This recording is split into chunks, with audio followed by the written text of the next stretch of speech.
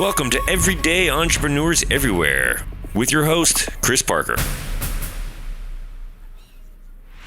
Well, hello, this is Chris Parker. We're back again, and I have Adam Top0rek here with me. Well, first of all, thanks for having me on, Chris. Appreciate it. And we do go back. So I'm a third generation entrepreneur. So I come from business from that lens. I don't come from a big corporate lens. I come from a world of, sort of startups and limited budgets and things like that. And throughout that journey, I really figured out that customer experience, even before it was a term, was the ball game, right? How you made the customers feel, the relationships you created was the ball game in almost any business.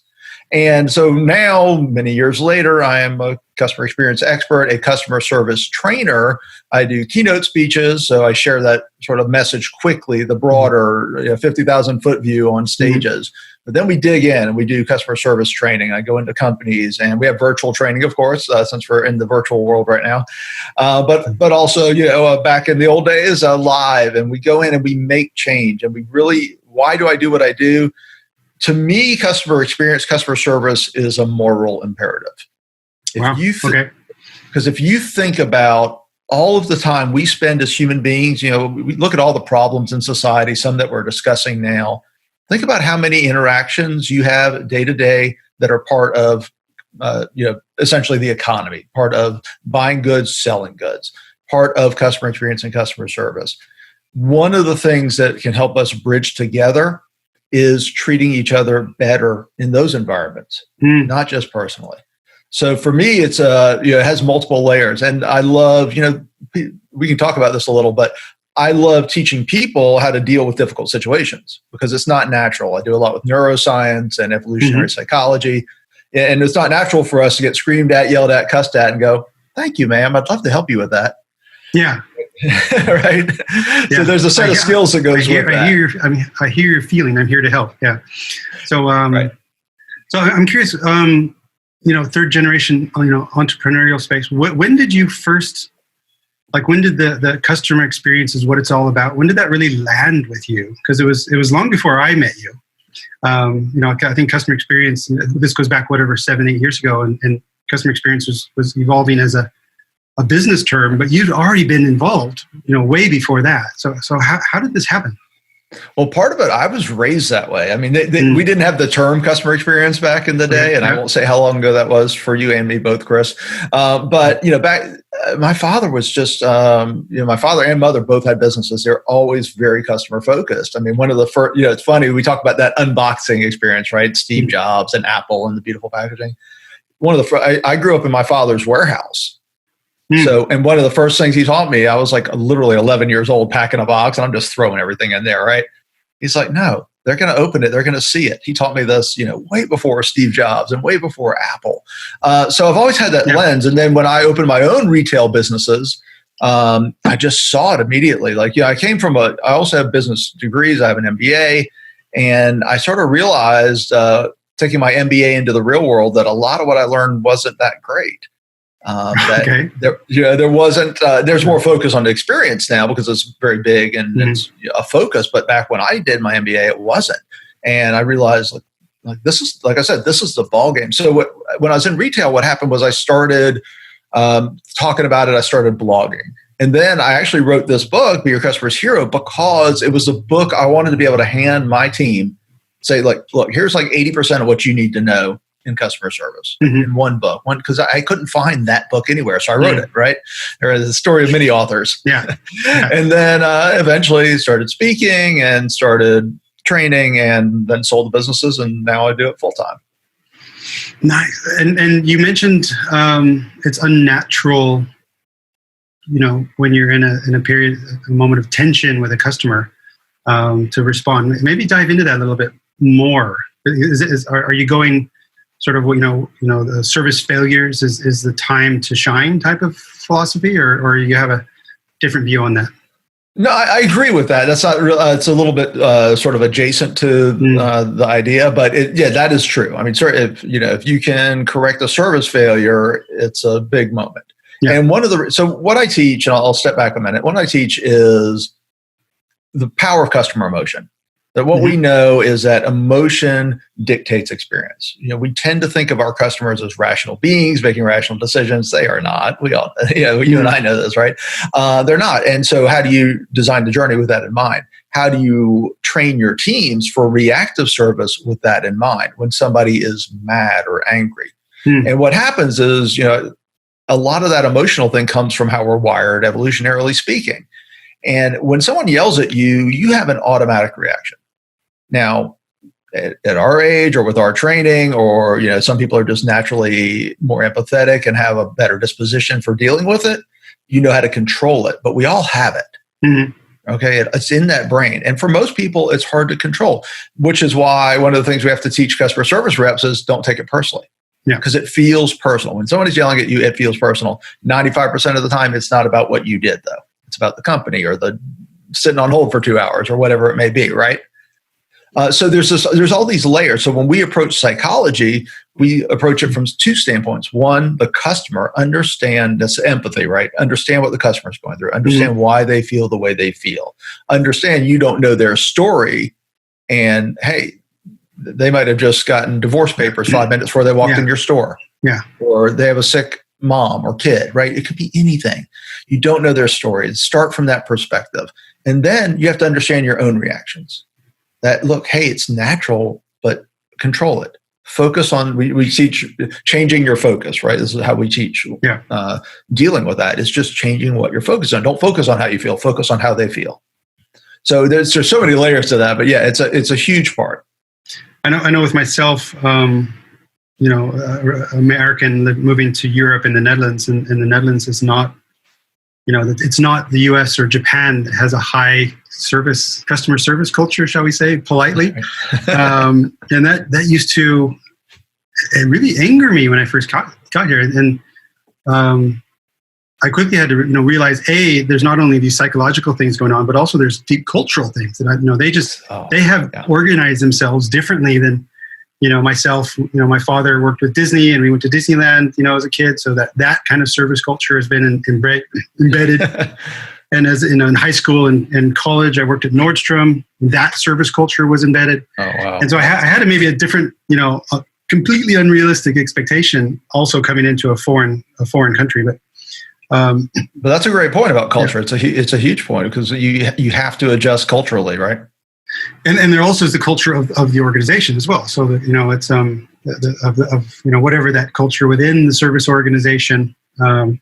I do find myself sometimes apologizing to the customer service rep for their employer. I'm like, you seem like a nice human. You deserve better than this, because nothing I am asking you is your fault, but I need you to help me through it. And that maybe that sort of helps me get deal with it, I guess, with my own right. So, but it sounds like you've been through, you've had retail organizations, you said, and worked in different markets, if you will. And how do you continue to focus on doing the right thing in your business? Because I'm not sure if you're, like me, I have sort of this shiny object syndrome, and there's so many interesting things, at least in the customer experience space. What do you do to keep focusing on the right trend or right customer? It's funny you say that, since we were talking offline about all my artistic projects right now. Yeah. So I'm in a sort of weird spot. If you'd asked me 6 months ago, it'd be a different answer. So the challenge for me, I think, and maybe for you as well, is, for the most part, I'm the brand. Mm-hmm. I am the company, right? So my time is by far, and whenever I have team members, like, my time is the most precious commodity in the business, just by far. It just is, because that's what people pay for. Mm-hmm. So my biggest challenge is balancing the personal with the business. In business, it's easy for me to stay pretty focused, because I ask one question: where do I add the most value? Mm-hmm. Where can I add the most value to an organization? Training, as far as I'm concerned, our training is second to none. As far as customer service training, we get rave reviews every time. It's completely different than the training you had at your company, 99% chance, because it's based on all these principles of psychology and emotion and things like that. So that's an area where I know we add truly unique, truly powerful value. So we focus there. We got a ton more virtual stuff coming out this year. And then keynote speaking. Now, keynote speaking is a little different, but I feel like that's an area where I'm able to add unique value as well. Mm-hmm. So I look at it from that standpoint, like where do I add value that is exceptional compared to others?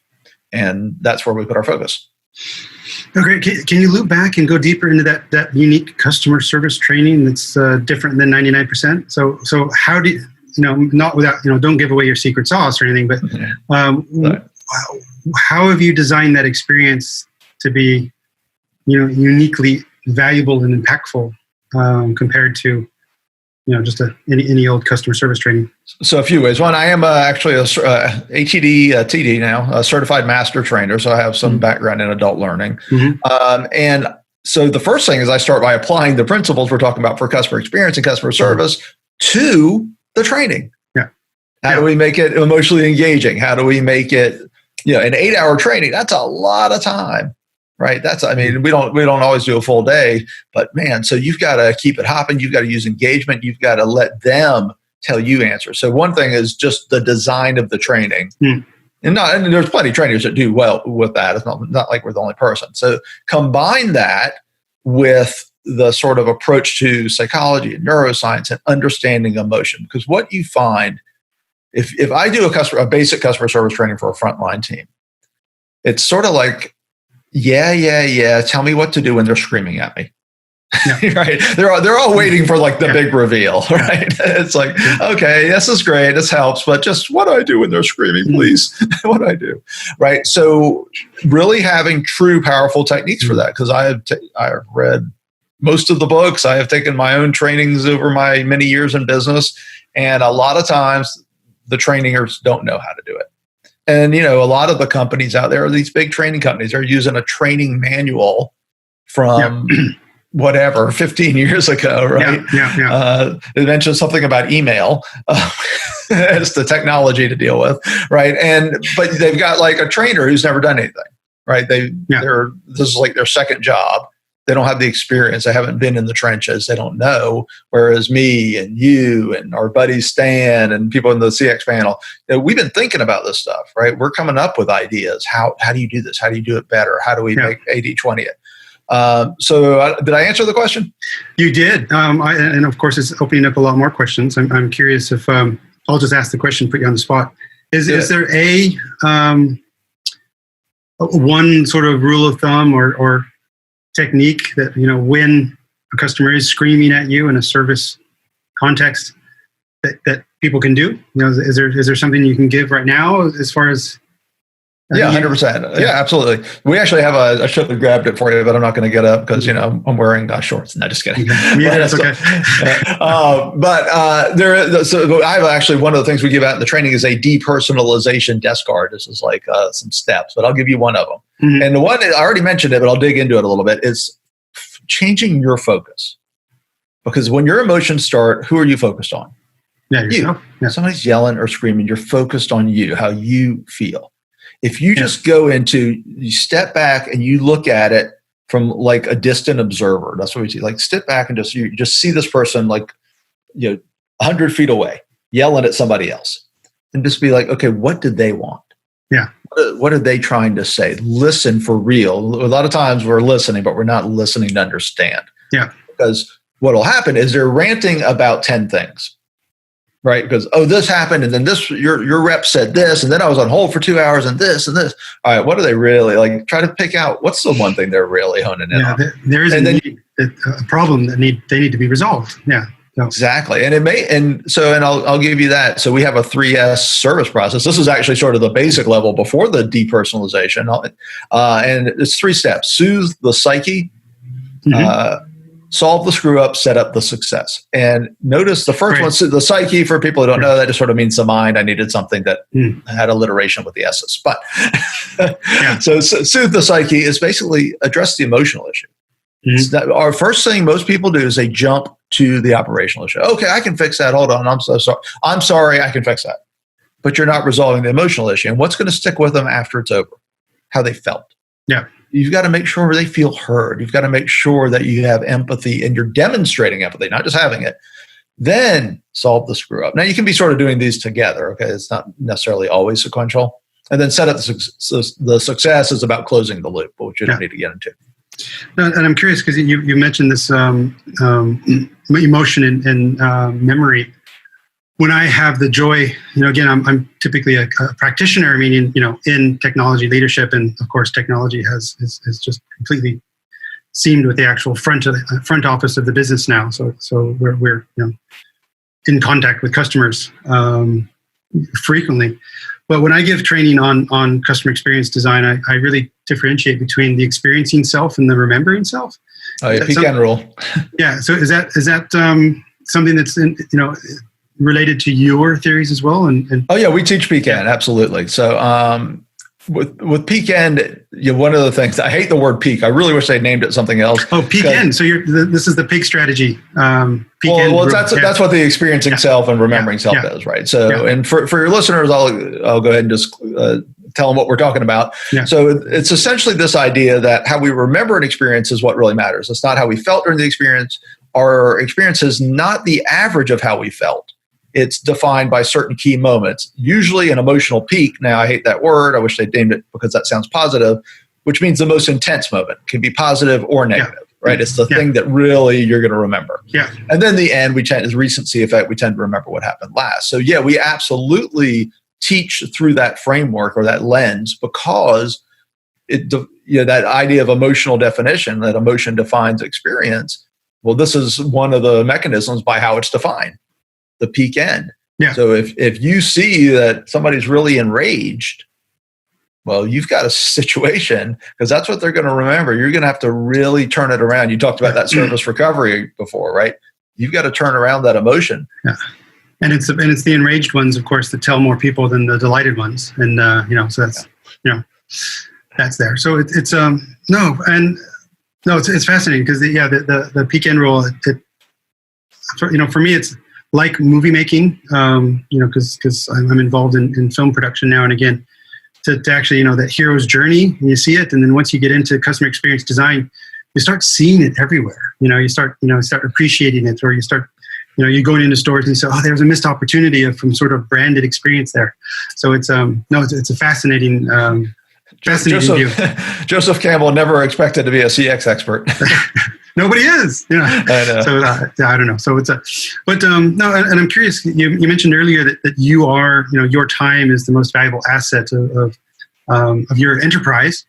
How has it been, during the crisis and before the crisis and growing your business? Because I imagine you've had to sort of pivot and reflect. 100%. Yes, for sure. How's it been? It's been interesting. I mean, one thing I think, and I don't know if this is true for you too. I was either on a plane or at home anyways. I don't have an office. So working at home is not, I have a home office. Look at it, you can see it behind me. So I was used to that already. The biggest shift was I'm not on a plane anymore. Not going to clients or going to speak on stages. So that part wasn't a hard transformation for me. You take somebody that's like used to going to an office every day and like they're locked in their house with their kids and their dogs. All of a sudden it's like, right. So for me, that wasn't a change. The real change was, we had to make some shifts with personnel, which was hard. But I'm also shifted focus. So one of the things I've been talking about in other interviews is this idea of acceleration. Mm-hmm. And digital transformation. I like to use the term digital integration, but just talking about digital transformation. All that's happening is the companies that were already transforming, it's just accelerated it. Right. Yeah. I mean, I'm joking that Amazon's basically executing their 10-year plan in 3 years right now. Yep. Right. And incredibly. Yeah, and I was already moving. We were already going to be launching a new virtual course and other virtual offerings. So I was already sort of in that same position. I was already heading that direction, and now I'm just putting the feet on the gas. Accelerated it. Yeah, and are the customers asking for that? I'm just curious, because and do you think that the virtual offerings will stick after the crisis is over, or what's your, what sort of scenarios to see there? Because I'm really fascinated to see how are people, doing their scenario planning. Of course, no one has the answer. I'm just curious what's going on in your head. Hold on, I'm getting the crystal ball. One second. Yeah, exactly. We're going left. Exactly. So the way I'm looking at it is the way I've always looked at it for our business. Okay, which is they were never going to be only standalones, but they would stand alone. So the course offerings can stand alone. Like we're going to have a certification course that you can take and you don't need anything else. But we're also going to offer that to companies as part of a larger, more in-depth training program. So, nice. Okay. Yeah. So will that be, will there be a market for that? I hope so. I think so once things settle down, but I can still do the first part and wait for the second part. Right. So they're modular, even though they're integrated. Yeah, it makes sense. And from what I've, experienced from you before and what you've shared today is, that training experience you craft for the company is also, it's not completely standard. It's customized based on their context and needs and things like that. So, 100%. I would imagine that so how, maybe go that direction. How do you do that? How do you maintain efficiency or productivity with your time while still giving a cumized experience? I appreciate the positive framing of the question that I do. Yeah. One of the things for me is systems, and but I'm in the entrepreneur trap like everyone else, which is how much time. I don't have enough time. Okay, there's not enough time in the day, and it's hard to stop and set up a system to save you time. Right? Yeah. We're always in that trap, of course. I was fortunate enough to trade out of some businesses successfully and be successful in this business. And so for me, the way I always look at it, this is my saying is, for the aspiring entrepreneur, the most valuable commodity is money. For the successful entrepreneur, the most valuable commodity is time. Mm-hmm. And, I'm at a point where just figuring out the time premium is always a challenge. So I really try to, one of the things I'm focused on is systems. Also trying to figure, and I can't say I have the answers, but I'm really focused on what can we automate, what can we, without making the experience decline, right? While still giving personal experience, but how much can we automate, how much can we systematize, and so forth. And just add, I'm a bit of a fan of automation, maybe sometimes too much. I can get lost in those mazes of hey, what about this? But can you shed a light on what dimension of your business do you think you can automate? Is that like the sales and marketing part, or is that the delivery part, or follow-up part, or is there an obvious? There's a few. One is content production, other than the actual part I have to do, which is the thought leadership part. Every other part of the content production process. Like, I yell at the video camera for 5 minutes and then somebody else takes over everything else, posts it, does all this kind of stuff, right? Okay. So that's one thing. Two is really systematizing client. And we did a really good job with this before COVID on the keynote speaking side. Like we had great systems to make sure everything was taken care of, nothing was missed.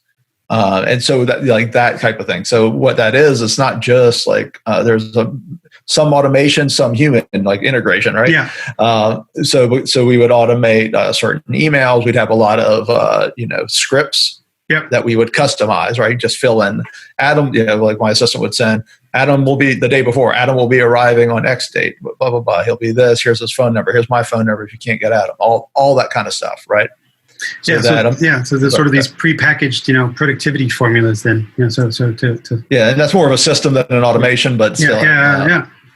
Well, I think if you can, create a system, perhaps even manually, that already, really, increases your productivity, then maybe you don't even need to invest in tech, because tech sometimes brings a whole other bag of confusion and complications.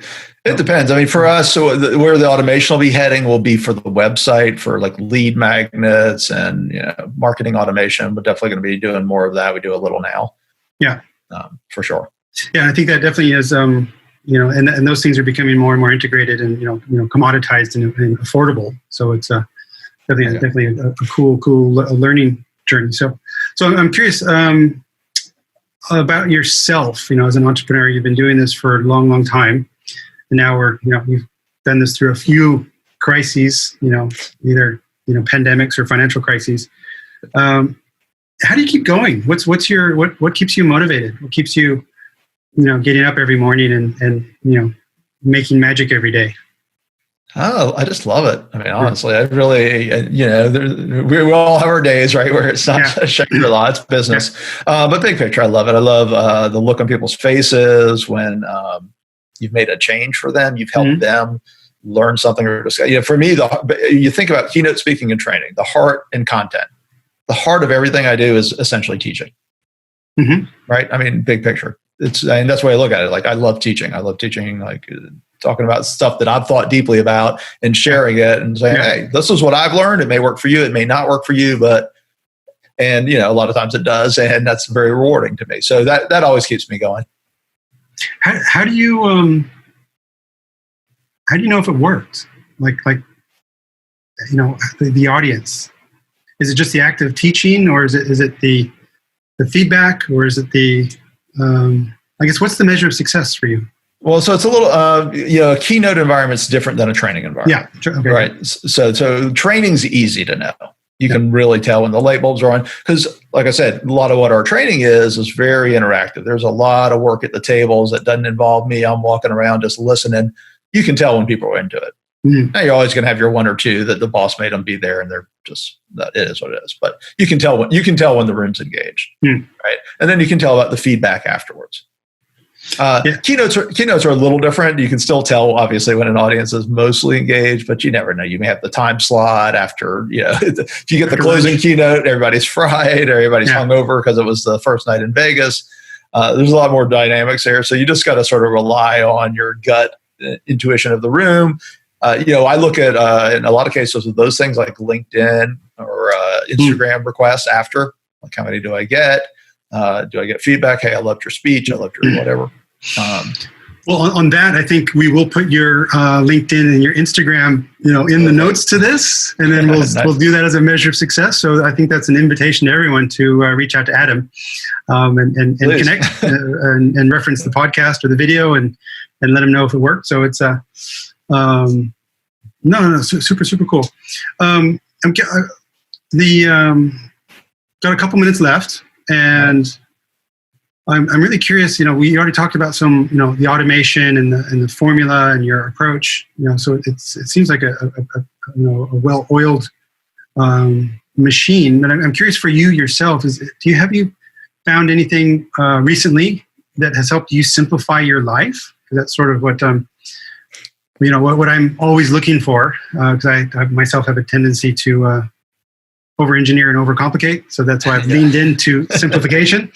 And so I'm curious if there's any tips or tricks that you have to, as an entrepreneur, to simplify your life and help you do more of the things that, add value and create joy.